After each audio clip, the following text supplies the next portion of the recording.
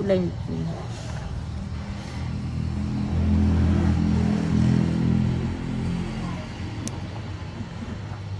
chưa kìa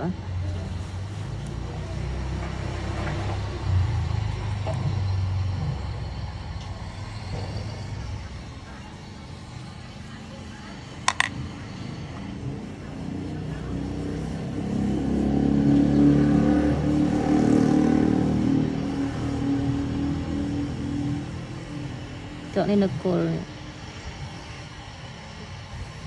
không phải nó cô này mình cồn là cồn nó số anh muốn bố không không được mình thấy cô cô vì nó chặt sạch cô vì nó nhưng dột ốc nàyชื่อแบบผู้บริหารสัตว์เสียไปเนี่ย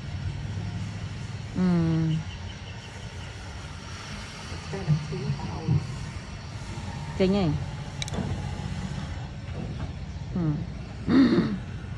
nè anh tị nó nghe chả nó kích kích mòn ở lớp thu à thu hay cho mơ này bắt chư đòn tị chọn này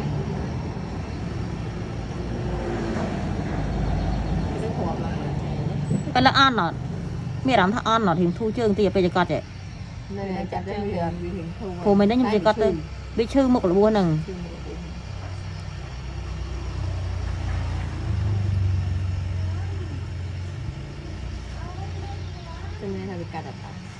này cô này cái nét ấy này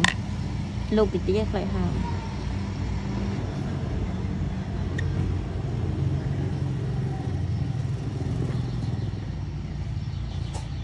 tích tích này nè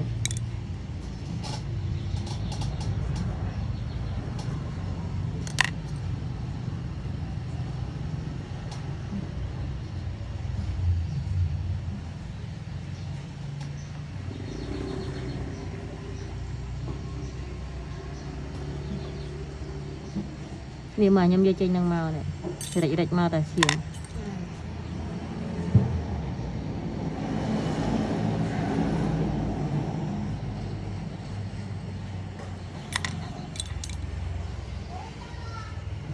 vô ốc trở lại năm tầm vô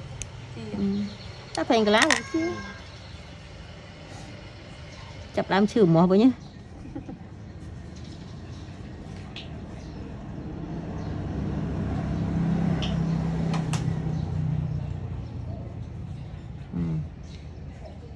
tí nữa là nó ở đây trên cọp đó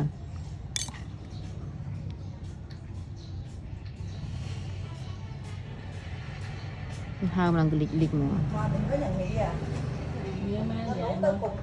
không đai lại một tấn thật sao luôn. Cô chơi là cái. Đó. Cô chơi. Có ngồi gì luôn này một.